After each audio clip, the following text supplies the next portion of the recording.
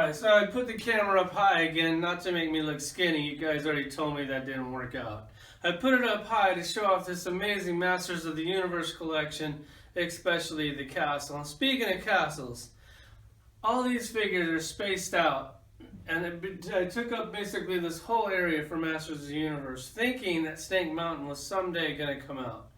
I don't know if it's ever going to come out or not, but I definitely have room for it if you guys decide to make it. And on this toy line, first off, Mattel had it. I thought they did a pretty decent job. I didn't like how you had to pre-order. It made it kind of hard to come by. And now Super 7 has the license, and basically it's the same bullshit. You gotta like order these figures like a year and a half in advance. You gotta pay for them a year and a half in advance. And then they finally show up on your doorstep and you're like, holy shit, I forgot that I even ordered these.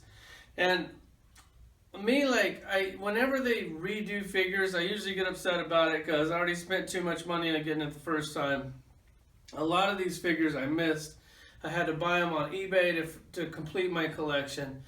Now it seems like they're going to redo a lot of figures that we already have, which normally I would get upset about. But since they give you 3 heads in this, like I can display them 3 different ways. So even if it's a figure that I already bought and say I had to get them on eBay for like $100, it doesn't really bother me so much because I can't wait to put this robot head on them and check them out like that. So let's see how this Super 7's doing with these.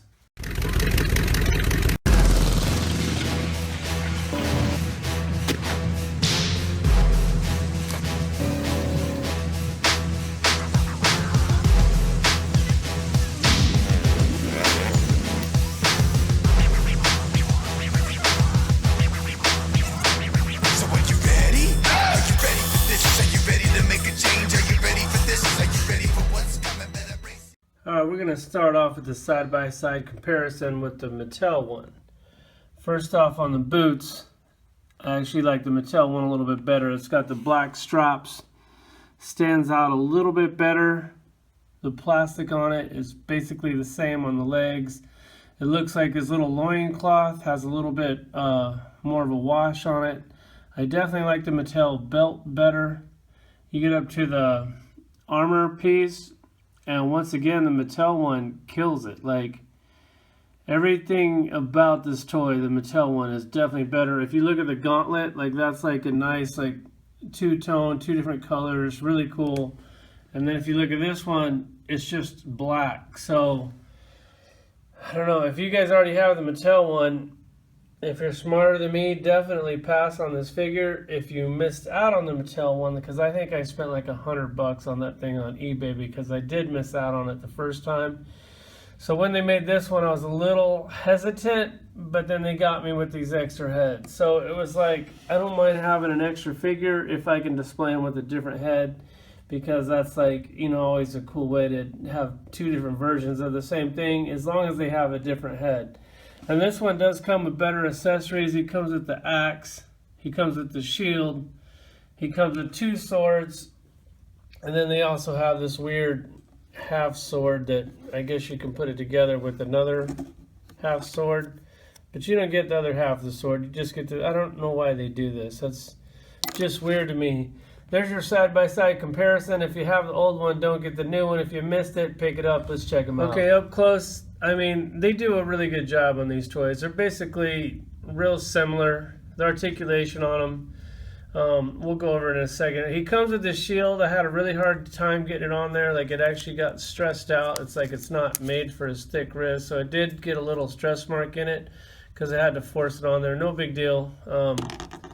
It does go on there. The axe is cool.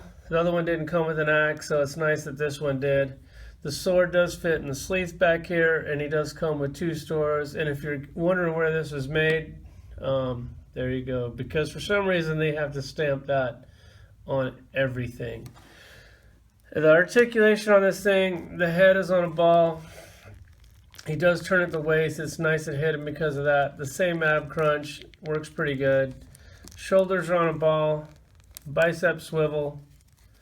These have the single elbow, which normally I like the single elbow because you don't have this big giant pin, but for some reason this one's single elbow and does have the big giant pin, so that kind of sucks. The wrist on these is like old school. They need to update that. Like, if you're gonna update a toy, update the toy. The thigh joints on these is actually pretty cool. I like how it's hidden in there. You get tons of movement, nice and stiff. The single knee with the big giant pin. Once again, if you're gonna do a single knee, do it without the pinhole, because that sucks. Kind of defeats the purpose of a single knee. You do have the boot cut swivel here, which I actually really like. And then also on the swivel on the thigh, they put it up here instead of doing that shitty thigh cut that they do nowadays. Like, if you're going to do a thigh swivel, do it up here at the hip. It's way better than you don't have a line in the middle of his leg. And you get the same movement. There's no pinhole on the ankle. I don't know why you can't do that on the knee. So, I mean, you can. I see people doing it, but for some reason you're not. You got the nice big hinge there. Works pretty good. No pivot. So, once again, Super 7, if you're going to update, redo a figure, like, update it, redo it. Like, do something new other than adding an axe to it and an extra head. It might make people feel like they're actually getting their money's worth. Speaking of heads, let's go ahead and change these out.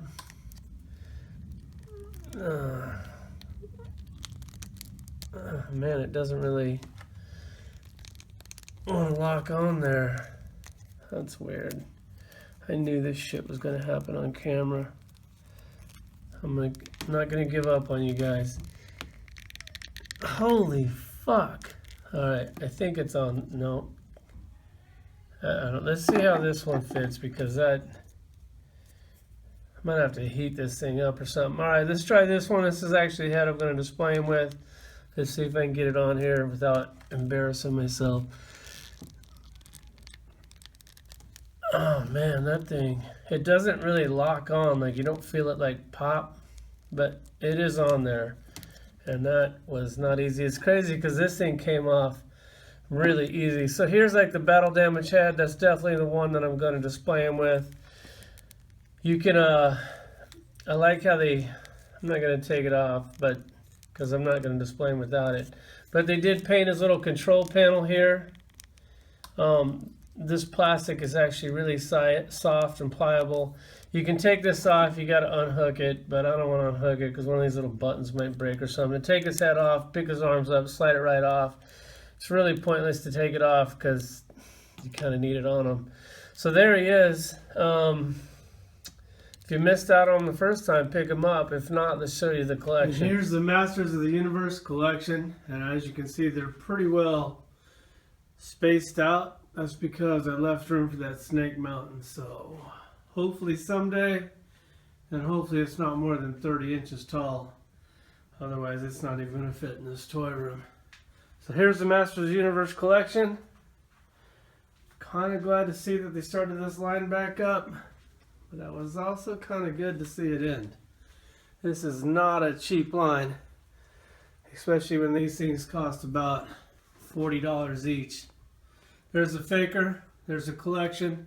Thanks for watching.